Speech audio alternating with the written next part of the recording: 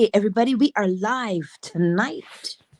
We are live on Fanbase, Facebook, YouTube, and Twitter. Tonight, the lecture tonight is a pleasant one. Feed my sheep. That's what it's called. This lecture is from July the 1st, 1956. Neville Goddard. Tonight's subject is Feed My Sheep. This is simply saying, practice the truths you have heard, for it means to shepherd the thoughts of the mind. For most of us, our thoughts are like rambling sheep that have no shepherd. We are called upon now to rule the thoughts, to rule the mind. As you know, the kingdom of heaven is as a man starting into a far country, and he calls unto himself his servants. And he gives them his property, his goods. To one he gives 5 talents, to another he gives 2, and to another he gives 1. Every man according to his several ability. And when he returned, he asked for a reckoning. The one who had 5 traded and produced another 5. He was highly commended and told, as he was faithful over a few things, he would now be ruler over many. The one who had 2, he too traded and produced 4. And he too was highly commended and told to enter into the joy of the Lord. But the one who had 1 was afraid, because his master, so he thought, was a hard man. And so he buried his talent in the earth and did not expand it. But I think you know the story. He was condemned for his misuse of the talent. It was taken from him and given to the one who had the most, the one who had 10. Well, now you have received talents in the last few days or weeks, each one according to his ability. Some of us came with more prejudice to overcome, with more superstition, some with other beliefs that did not quite coincide with what we heard from the platform. And many of us had to overcome certain things before we could accept others. So some got 1 talent, some 2, some 5, some maybe more. Now, a talent that is not exercised, like a muscle that is not exercised, finally sleeps. And as far as we are concerned, it atrophies. It doesn't really die, but it goes so sound asleep, it might just as well not be a part of ours. We must practice what we have heard. For without practice, the most profound understanding in the world will not produce the desired results. So, a little talent. Call it a talent now. If you really expand it, if you exercise it, will be far more profitable than many talents that you do not exercise. Tonight, we will take just 1 or 2 of the talents that we offer you. I can't force them upon you. We offer you. Here is a statement from the book of Amos. I will sift the house of Israel among all nations, like as corn is sifted in a sieve. Yet shall not the least grain fall upon the earth. I will sift him and scatter him all over the nations of the world, but not the least grain shall fall upon the earth. Do you know who Israel is? Who Jacob is? The Israel means is real. You can't find it on the earth. Don't look for it on the earth, and yet you must find him. For formed him in the womb to be my servant and to bring Jacob, which is Israel, again unto me. Isaiah 49, verse 5. So you and I were formed from the womb to be the servant and to bring Jacob unto the Lord. He is scattered all over the world, but you will not find him. No, not the smallest grain upon the earth, but you will find him within yourself. For the cue is given in Jacob. Jacob is the smooth-skinned lad. He is not like his brother Esau, who has hair, which means something external. So the Israel you are looking for this day is the thing you want to realize in the world. Do not look out and hope to find it, or even be encouraged that you will find it by judging after the appearance of things. Do you seek health for a friend? That's Israel scattered, but not on earth. In all the nations of the world, I have scattered the house of Israel. But do not look into the eyes of a doctor for hope. Do not look into the eyes of the patient for hope of his recovery, because you will not find him on earth. Not the least grain has fallen upon the earth. So, do you know what you want in this world? If you know exactly what you want, where do you see it? You see it in your mind. You see it in the mind of yourself. That's where you see it. So when you know what you want, here is a part of Israel scattered, and you didn't see him on earth.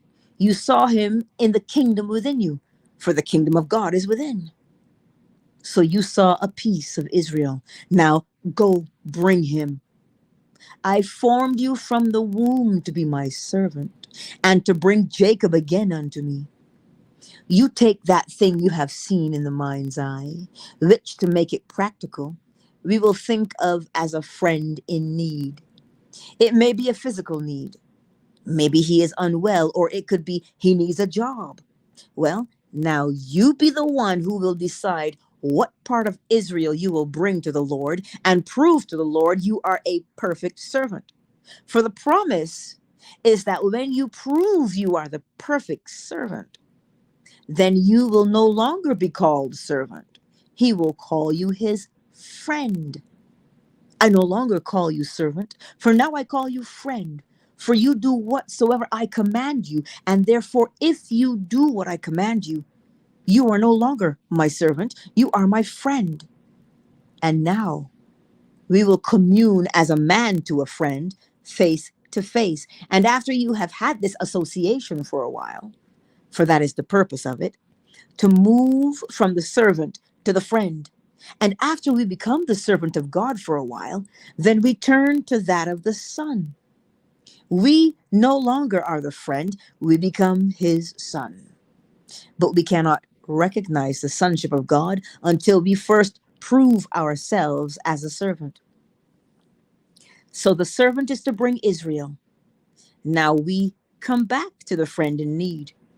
Represent him to yourself as though he now embodied the state you want him to realize in this world. If it is a job, see him gainfully employed. Take your imaginary hand, which is Jacob's hand, and put it into his imaginary hand. Leave it in that imagined state until it takes on the tones of reality. When it seems to you real, that you are actually touching him, clothe it with all the reality of the external world. So Jacob clothes himself in the skins of Esau to deceive his father into believing that he, Jacob, was Esau. So you take the Jacob within you, which is the smooth-skinned lad, which is simply now the wish. You want to congratulate him. You want to hear his voice. You want to hear him tell you he has never been so happy in a job in his life. He has never been so gainfully employed, that he loves going to work. He just loves everything about the job. You actually hear him as though you heard him. Now you clothe it with all the tones of reality. If you have 2 talents, give it 2. If you have 5, give it 5. Begin to make it more and more real.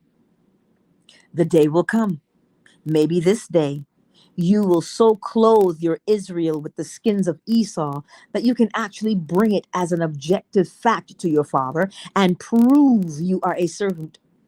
For he formed you from the womb to actually be his servant. And what is the servant to do? To bring Jacob unto me again.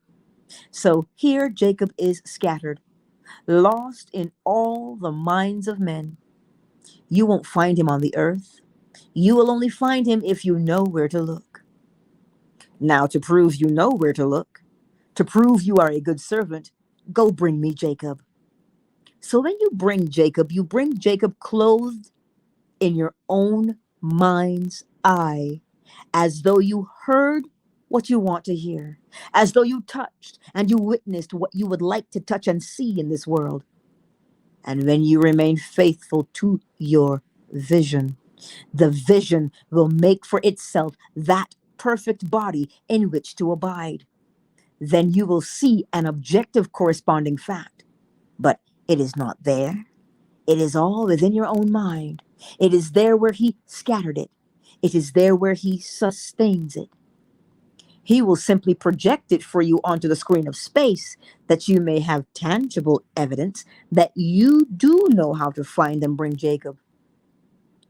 If I know how to go searching for my Israel, if I know how to go looking for him and how to clothe him and give him the appearance of reality, and I don't do it, well, then I am not the good servant who took the 5 talents and expanded them. I am the one who buried it. Now, some of us are almost afraid to test it because we are comforted if we can believe this without quite putting it to the test. For if we put it to the test and we fail, then we have no faith. We cannot go back to the former comfort that we enjoyed, say in a more orthodox meeting. We thought we would find it here. And if I don't test it and prove it to my own satisfaction, then I have neither the old comfort of the orthodox concepts nor the comfort that I enjoyed here, for I disproved it. Now I invite you to attempt, if you will, to disprove it. You can't disprove it, but if you go out knowing where to look for your Israel, knowing why you were fashioned from the womb to be a servant, that is the first stage.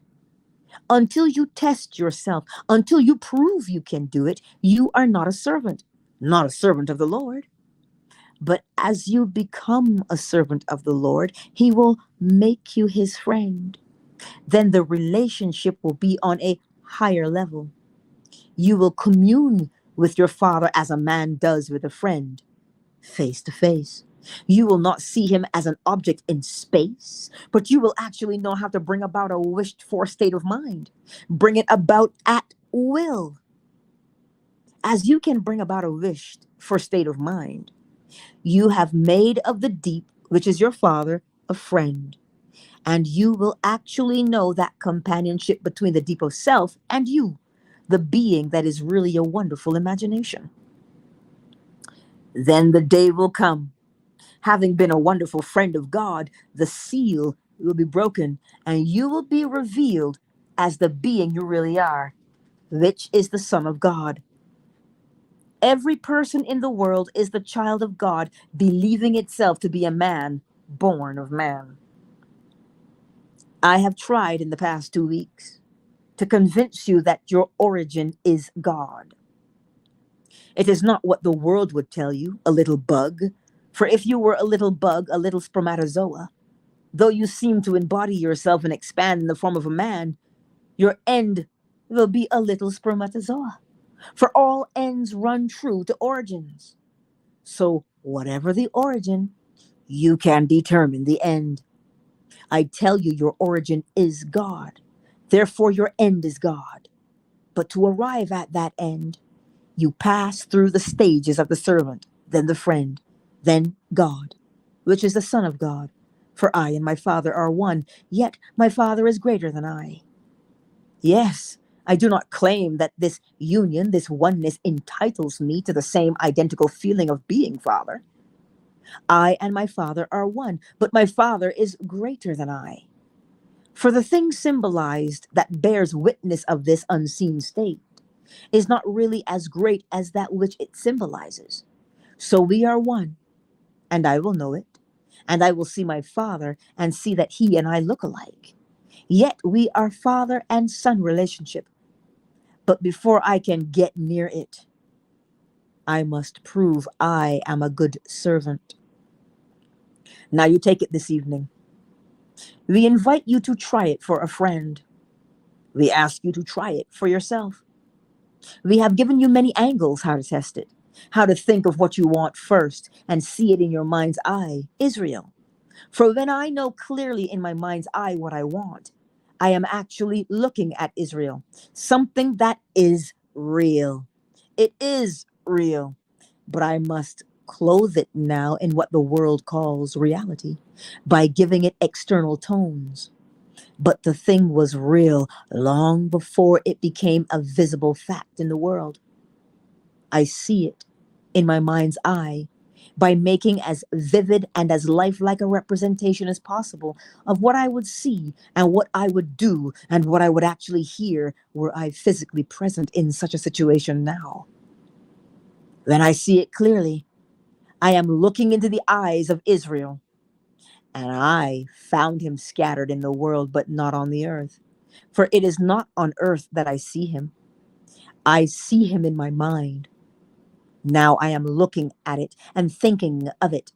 But the secret is to think from it, to occupy that state and get into it. When I get into it, I will clothe it with my reality. I can think of a place and then close my eyes and assume that I am in that place. When I assume I am in the place, I am clothing it with what the world calls reality. It was real before I clothed it. Then I saw it clearly. This was Israel. But he wants me to bring him. And the only way I can test that I can bring him and prove that I am the servant is to occupy the state. So I occupy the feeling of my wish fulfilled. When I get into the feeling of the wish fulfilled and remain faithful to that state, then I am walking in my vision. And as we are told, if one would only advance confidently in the direction of his dream and endeavor to live the life which he has imagined, he will meet with a success unexpected.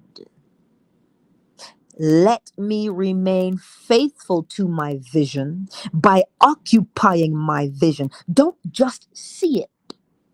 He demands that I bring him and bring Jacob again unto the Lord. So Jacob is not a man who walked the face of the earth thousands of years ago, and Israel is not a nation now gathered together on the shores of Africa. He scatters the house of Israel in all the nations of the world. You might have been taught to believe that the person who calls himself a Jew in the presence of a nation is scattered Israel. But don't believe it. Everyone in the world is that which actually contains and holds Israel. As you think of something and desire it to be a reality in your world, you are seeing Israel. As you think of something and desire it to be a reality in your world, you are seeing Israel. Now he wants you to bring him, and he wants you to prove that you can bring him and become the perfect servant of the Lord. Don't be afraid to be the servant. Become the perfect servant of God and then become his friend. And then realize you are his son. Let us go out determined that we will take the requests brought in here tonight. There were 100 odd that came in, but there are many more. Maybe you do not know them. You can take them collectively, but you can take an individual friend, a member of your family, and decide this day you are going to bring about some blessing in the individual's life. You have it. You have the power to bless. For the power to confer reality on your wish for the friend is the power to bless that friend. If your friend is not well and you want the friend to be well, you simply assume that you and he or you and she are carrying on a conversation from a premise which you establish now. And the premise is that he or she never felt better in their lives.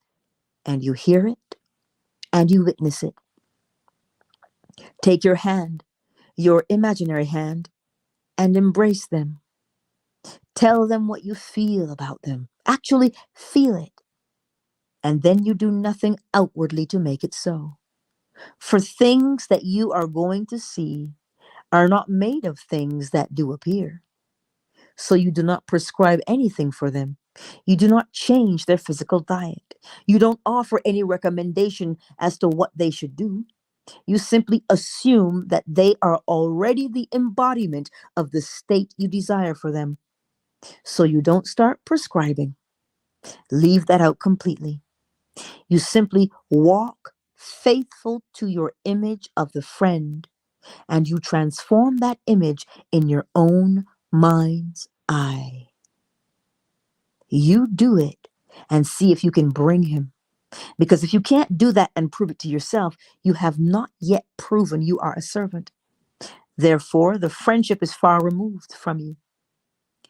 Everyone must prove that he is first a servant, as we read in the 49th chapter of the book of Isaiah. I've formed you from the womb to be my servant and to bring Jacob again unto me. Then I am told, even though Israel is not altogether gathered, I am blessed.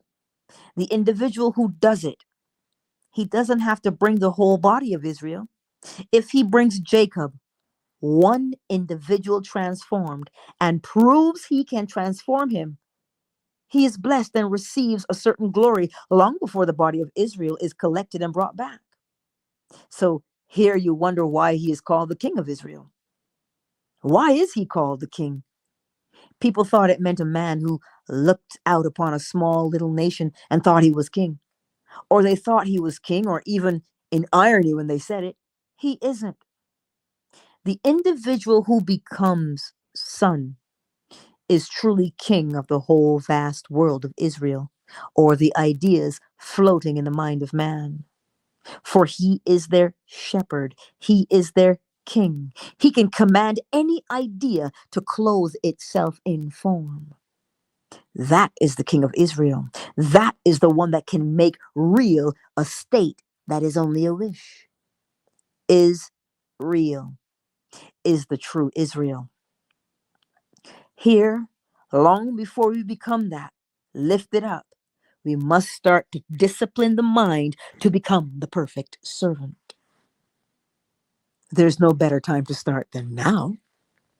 If you are afraid to try it, then I wouldn't know what to tell you, because in this place you must test it. We do not have a religion where you just come here and sit on Sundays and gather together and form a nice little friendship this way. This is not that kind of a religion at all. This is all to awaken the mind of man and make him a shepherd, make him something that rules. In fact, the very word translated feed in John 21 is translated many times in the Bible as shepherd, as rule. In the second of Matthew, one shall come from Bethlehem. He shall have dominion over Israel. Well, that one, he shall rule Israel. The word translated rule in the second of Matthew is the same word translated in the 21st of John as feed. So don't take it literally. It simply means to take this mind of yours and discipline the whole mind by gathering things together and walking faithful to an invisible state. For Jacob is invisible. Or you thought he was a man who was a smooth-skinned lad? That is the way the mystic has of telling you this is a subjective state that you must learn to clothe with objectivity. You walk faithful to the external state.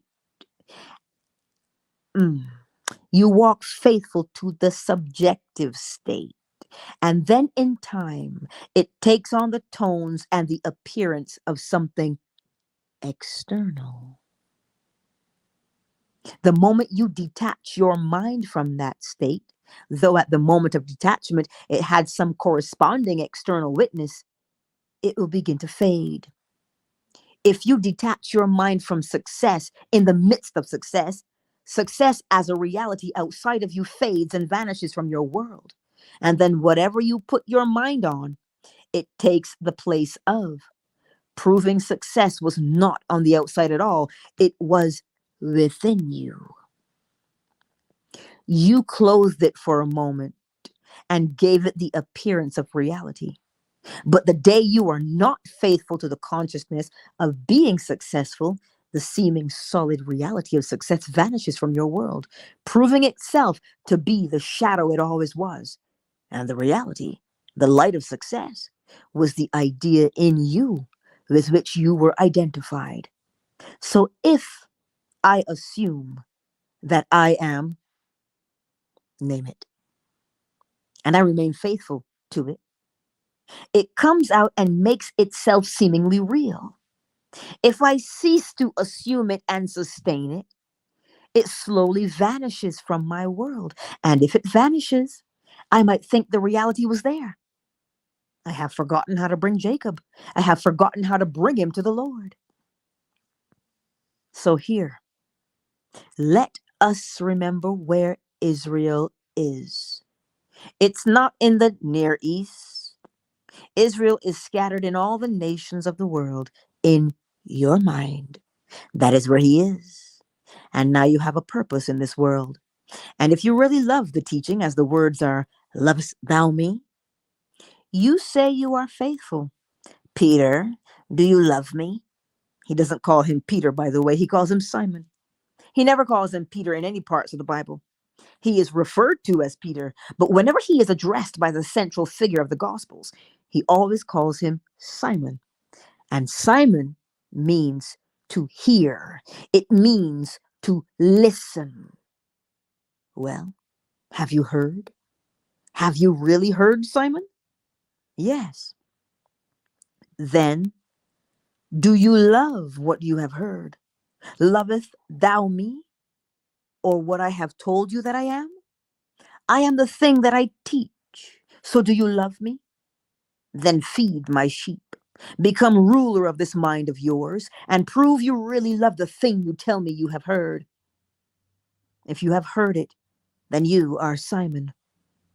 And if you have really heard it to the point of acceptance, prove you have accepted it by taking the talent received and expand it.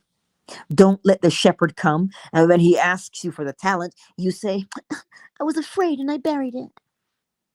Let us not be afraid to actually test the truth of the principles we try to explain here. So all of these are our truths that we have accepted. Now some got 1, some 2, some got 5. We have done our best in the past 2 weeks to give you all that we could within 2 weeks unfolded from the Bible. We showed you the Bible as a mystery, that all your members are buried not in one little book, but in all the books. They are all telling you the story about yourself, how God became you that you may become God, how God died to become man in the sense of forgetting that he was God as he awoke as man. Man walking the earth has no knowledge he is God. And the individual who dares to claim that he is and tells you that you are is usually condemned by those who appoint themselves as teachers. That is the blind leading the blind. And they will call you arrogant if you dare to even demonstrate the power of the mind. And they will tell you, but that's not right. You are taking back from God the thing that belongs to God. You see, they're sound asleep. They don't realize that God became man for one purpose, that he may have the companionship of sons as God. So man must awaken and realize who he really is. And he realizes that by starting first as a servant. I have given you, I think, a perfect technique to prove that you are a servant. Try it today.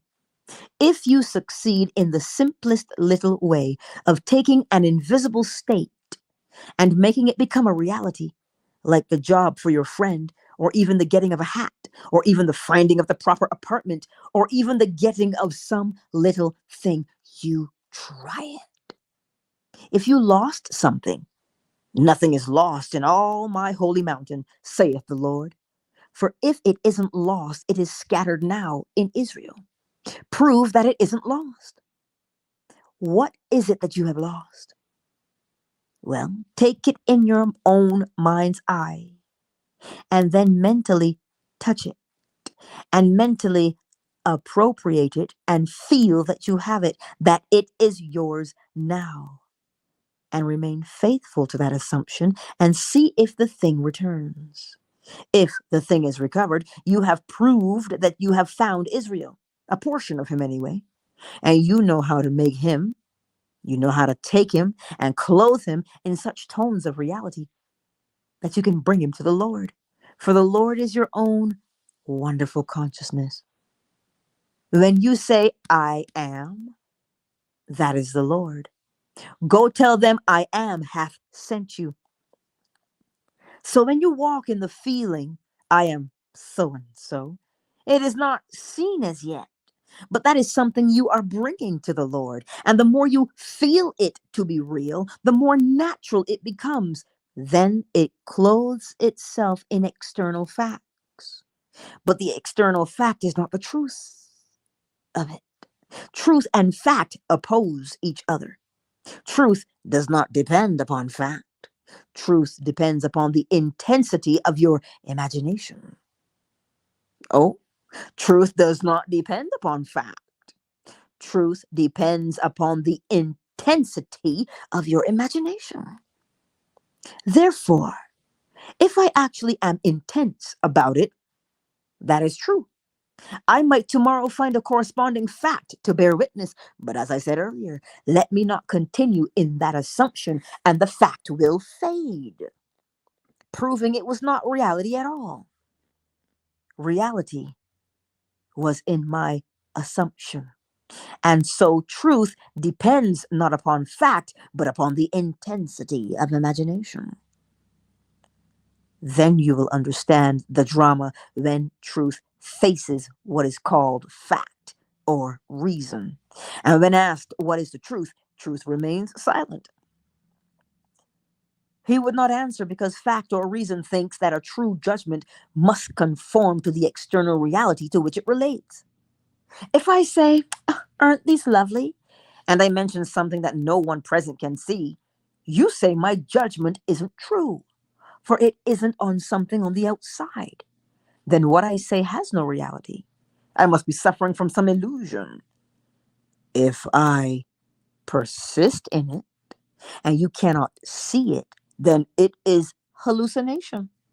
But I know from experience that I can take an illusion, and through the medium of an illusion, I can relate myself to reality or is real by walking faithful to what you call my illusion.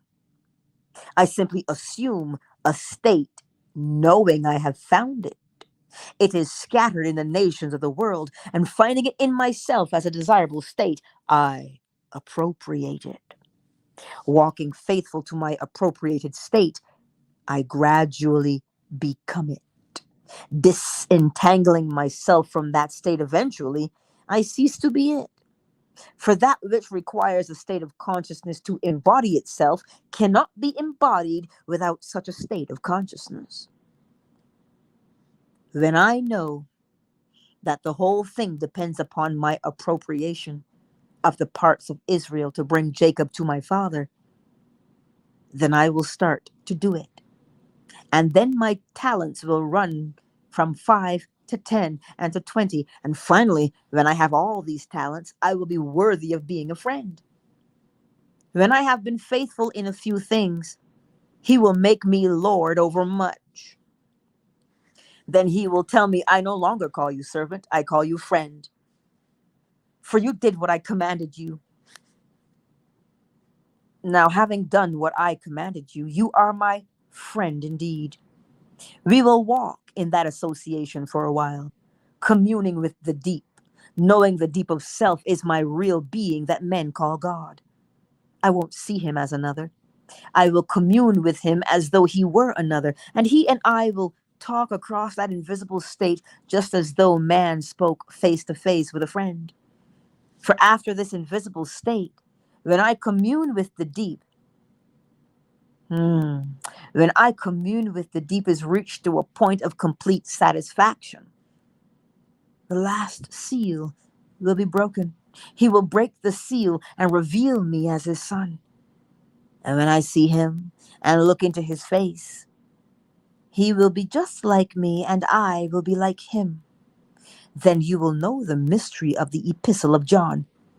Beloved, what manner of love? Just imagine what love God has bestowed upon us, that we should be called the sons of God. And then, although at this moment, this very moment, that I feel it from the deep, I don't quite know that I am like, I don't quite know what I am like or what he is like. Yet I do know this much, that when I see him, I will know him. And why will I know him? Because I'll be like him. I will look right into the mirror of my own being and realize it was for that purpose that I, the Father, embodied myself as man, hoping that eventually he would awaken and become a conscious being, moving completely from a passive reflector to a conscious cooperator in my kingdom. So man gradually moves from the passive state to the active state, and the process is the servant, the friend, the son. Mm.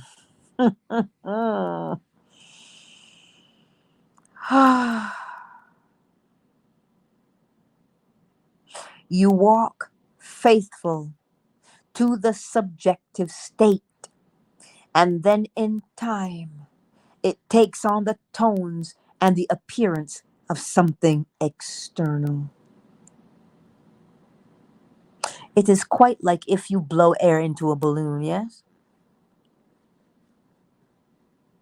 When you stop blowing air, the balloon stops expanding. Because clearly we're not going to go the extreme. If we blow it up too much, it bursts, right? But what he's saying here is you have to give the balloon your attention to fill it up.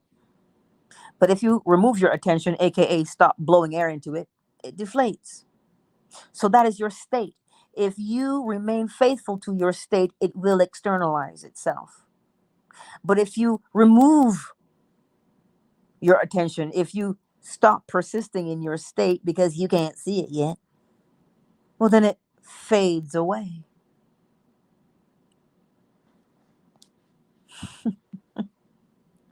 There's no better time to start than right now. What are you going to start to do? What did he say? He said you must know what you want. See it in your mind's eye. How would you behave if you had it? If your friend was ill, he says, and they wanted to be better, and you heard them say, "Oh my God, I haven't felt this great in like forever. I've never felt better." Hear it. Hear them tell you. See the look on their face when they say it. Touch them. I saw a video tonight. A beautiful person was speaking about the senses. Use all of your senses when you imagine. The one that is strongest, it'll be there first. I hear first. I will hear voices first before I see anything. Perhaps a smell is yours. Doesn't matter which sense you use, you're going to end up using them all. So if you know what you want, see it in your mind's eye. See it in your mind's eye. Do not be afraid to test it. He tells you why you would be afraid to test it. You see, if you test it and you fail, you can't go back to being ignorant. Yeah? You can't go back to the comfort of your ignorance. And that's why we're afraid to do it, you know. But what if I do it and I succeed? Well, then it means now you have to take on the responsibility of changing your life. You can't point fingers anymore. Fear is a funny thing. So don't be afraid to test it. Look at the freedom you have. Now you become the ruler of your world, of your thoughts. That is what it is to feed my sheep. What does he say? He say most of us, our thoughts are rambling like sheep with no shepherd. Thy rod and thy staff, they comfort me. Why? Because the Lord is my shepherd. Think about that for a moment. When you have control over your thoughts, well, you feel secure, you feel safe. Why? Because no wayward thought can inject itself to create fear within you. That's why you can prepare a table before me in the presence of my enemies. That's why. Because you have control over your thoughts. You rule them. You govern them. You choose them. Let me read. Sonic is wife material says, I had to pause to cry for a couple minutes because the timing of what was said matched something that just happened in my life. Anyway, thank you for being a vessel of divine timing. Oh Lord. Anytime, honey. Anytime. I'm just doing me, right? Gotta be obedient. Cyber says, oh, yes. So often it feels like bits from Neville lectures were made just for me. I could have heard and read the same lecture 100 times and never picked up on the gravity statement. Then it just hits. I know, right? Cyber says, I have way too many half blown up balloons. I wish I had an extreme burning desire for one balloon. Sadly, my imaginal experiences satisfy me and I drop it before it's able to externalize. Well, Cyber, when you find that thing that you love so much, you won't stop. Trust me on that. It is the love that compels us to do it, nothing else.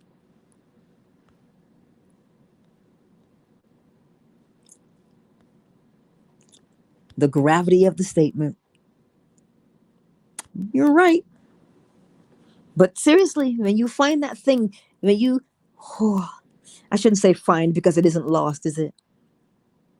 When you realize the love of it, you'll become a different person altogether. Because it's the love that will move you. Who's here on fan base tonight? Flo Smiles, KZ Cosmic. I see you all in the space tonight. It's good to see you. I trust that tonight's lecture was helpful to you in whatever your situation is. And I like this one phrase, well, two. I put them together. Experience in imagination what you would experience in reality if you were the man or the woman you wanted to be. Why? Because unless you assume that you are the man you want to be, you will remain the man that you are. That right there is the sum total of changing your life. It is the practice of it. Just simply practice using your imagination because you are already doing it. Oh, well, hello, Ron. Assume the man you want to be. Become who you are. Indeed, you have to assume it. You see, let me tell you a little story. It's in one of the lectures, but this person said to Neville, it doesn't matter what job I go to, nobody likes me. Nobody likes me at any job I've ever been at. That was his assumption. So we can safely predict or speculate what he endured and what he encountered. He always was in tumultuous work environments because he said, nobody likes me. Neville was like, do you see your problem? You're assuming. How do you know they don't like you? You're just assuming. But he assumed. He assumed that there was something wrong with him, and that's why nobody liked him. And he ran with it with such conviction, yeah? Ah, that's what we do. We run with that conviction of the thing we assume. The assumption really is just a belief, something that you hold to be true. And here's when he says to you, truth does not rely on fact, you know. Truth relies upon the intensity of your imagination. Truth depends upon the intensity of your imagination. Test it and you'll see.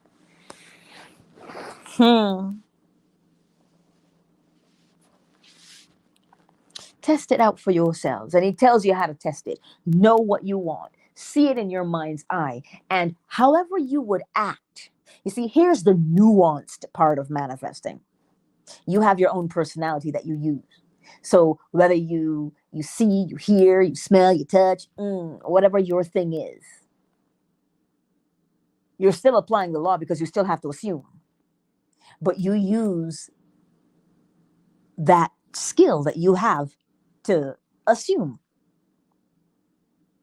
I hear, therefore I speak. So I'm usually talking in my own head. And then as I'm talking to myself, I get all stirred up. I get riled up. Ooh, child, you know. I've been hanging with Dula because she's from the dirty South. And she says, ooh, child. Heavy is the head that wears the crown, she always says. So assume it. You know what you want. See it in your mind's eye. If you see it in your mind's eye, does it not exist? I told you, any seamstress worth their salt, any designer worth their salt. I read this person's caption. She's an opera singer. Holy macaroni, is she ever phenomenal. She was wearing this beautiful yellow gown. Beautiful black skin and this yellow gown. You're like, what? Like the contrast was incredible. The designer of the dress said, all I saw was the color yellow. And I knew she would look brilliant in yellow, but then the dress took shape. And I sketched it out. Where was the dress real? The dress was real in his mind, but what triggered that image to appear? He is a designer. He loves this woman. He's not her lover or any such thing. He's just a designer, but he loves how she sings. And so he wants the listener in the audience, when they hear her and see her, they are moved. And he knew that if they saw her in this ensemble that he created, they'd be in such awe. They'd be magnetized and riveted by whatever she was singing. So you see, he loved what he did so much. He saw the color and the image in his mind. Do you think anybody could say, well, it wasn't real? So he went up to her and said, I have just the dress. Can I try it on? He's like, I haven't made it yet. So what did the opera singer do? She didn't laugh at him and go, oh, you're such a joker. No, she said, I'll wait till you get it done. So you see, know what you want to accomplish.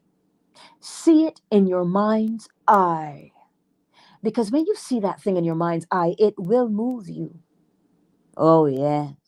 And the more you see it in your mind's eye and the more it moves you, the more natural for it to become. It becomes so natural to you. That's what it is. And you don't relinquish that sensation. No, remain faithful to the image and the sensation that it invokes in your body. And that will give you all the fuel and the energy you need to move and to act. And that, my beautiful friends,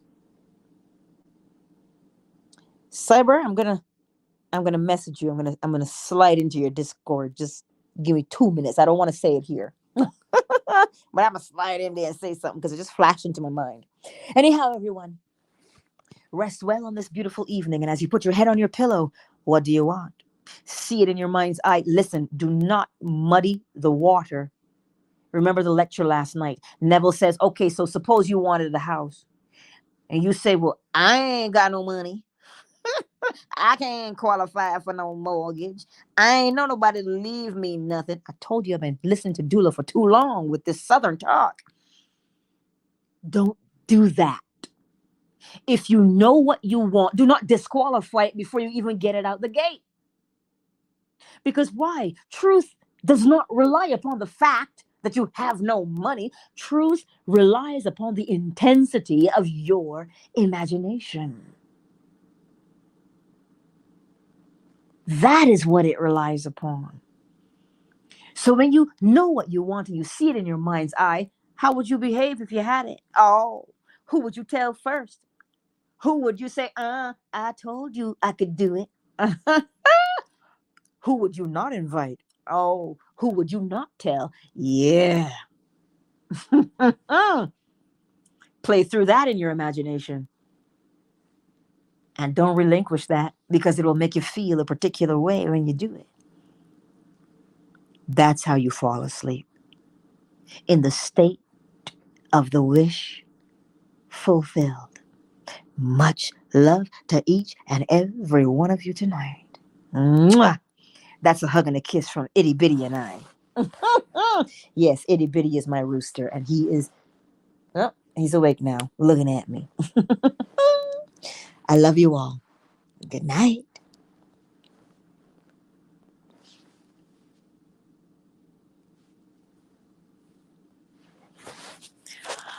Good night, YouTube, Facebook, and Twitter.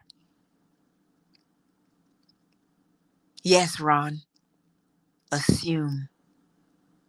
Assume and become your assumption. I did post 2 shorts today, 2 YouTube shorts about this same thing. Have a listen. Rest well, everyone. Rest well.